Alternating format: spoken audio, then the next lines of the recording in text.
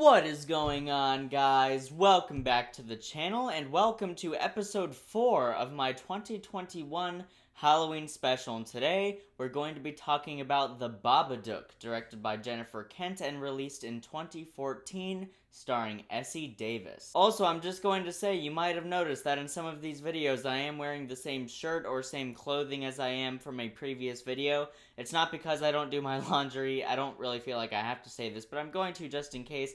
It's because I'm filming a lot of these videos back to back to back to back, just to get a lot of them filmed so that I have time to do other things and time to edit these and release them on schedule. So that's... And I just knocked over some audio equipment. That's amazing. That is why, I'm wearing the same stuff in a lot of these videos.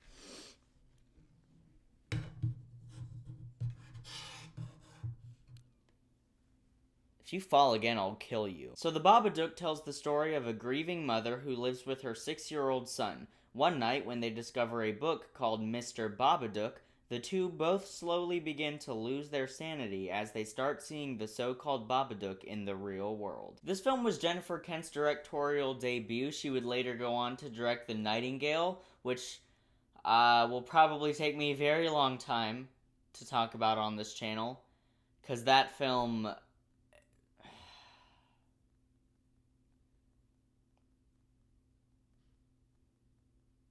Yeah. As for The Babadook, it was her directorial debut, and it was very critically praised. It has like a 98 on Rotten Tomatoes, something around there, and even on Metacritic, which seems to be like a much more strict and hard site, it has like an 87 or something on there, which is really good for Metacritic. You see, The Babadook is not a typical horror film. If you're going into this expecting what the trailer leads you to believe it is, which is a creeping around the house at night monster movie with jump scares and oh my god, what's gonna happen? You're probably going to be disappointed because this film does not have jump scares. It doesn't have any blood or gore. There's like one scene with a little bit of blood, but no gore to be found here, no jump scares, no cheap, gags or anything like that. Nothing in here that you would find in a typical horror film, except maybe some lighting or camera techniques. That's really about it. When it comes to actual execution, this is a very unique horror film. And although this movie is not for everyone, for me personally, I think this is a fantastic film. Okay, this is the first thing I have to talk about. Essie Davis's performance in this movie, this is one of the best lead performances ever in a horror film. She is genuinely perfect in this film.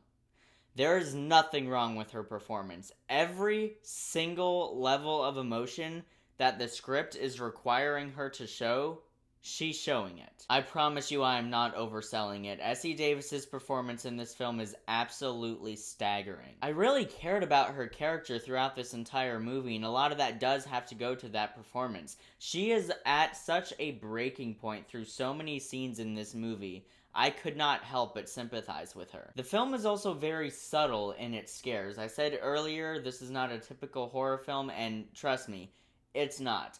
There are some extremely well done scenes of tension in this film. It is very subtle, and it's not so much focused on, oh, where's the monster hiding? It's not so much focused on that. Things that go bump in the night. This film doesn't really care as much about that stuff.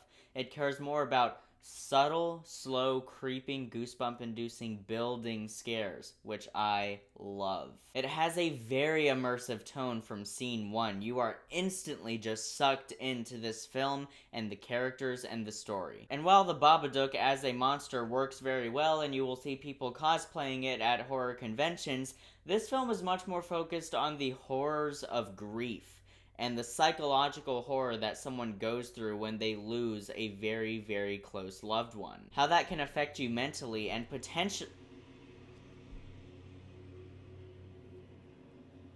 Is now really, a great time to be mowing the lawn right outside my window? How that can affect you mentally and psychologically, and how, if you're not careful, you might actually go mad. That being said, there are some very creepy visuals in this movie. There's a scene where Essie Davis is looking out the window into her neighbor's house, and it's a normal shot, and then it cuts back to Essie Davis, and then it cuts back to the house, and you see something standing behind the neighbor lady through the window.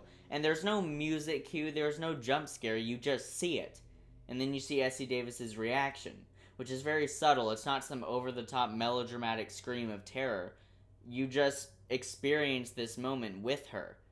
It sent chills down my spine when I rewatched it, because I watched this film once. I watched this film once, like, a couple years ago, and I always loved it. And then when I rewatched it before, filming this review, it genuinely just really became apparent to me how well crafted this film is. However, while the film does have its scary moments and it has some very tense and suspenseful scenes, I would say this film is much more depressing than it is scary. I think a lot of that just has to do with me personally as a viewer. When I was watching it, there were a lot of sequences where I was very tense, but my biggest takeaway from the film is just how emotionally powerful it is. You see, the internet classifies this as a straight-up horror movie, and yeah, it's a horror movie, but it's really more of a horror drama with an emphasis, I would say, on the drama. It has an extremely powerful third act. There's a scene in the third act of this movie where I have goosebumps in a different way, like for a different reason. Not because I'm scared, but because I'm genuinely being very emotionally affected by what's happening. I absolutely loved it, and it has a great message about grief that doesn't feel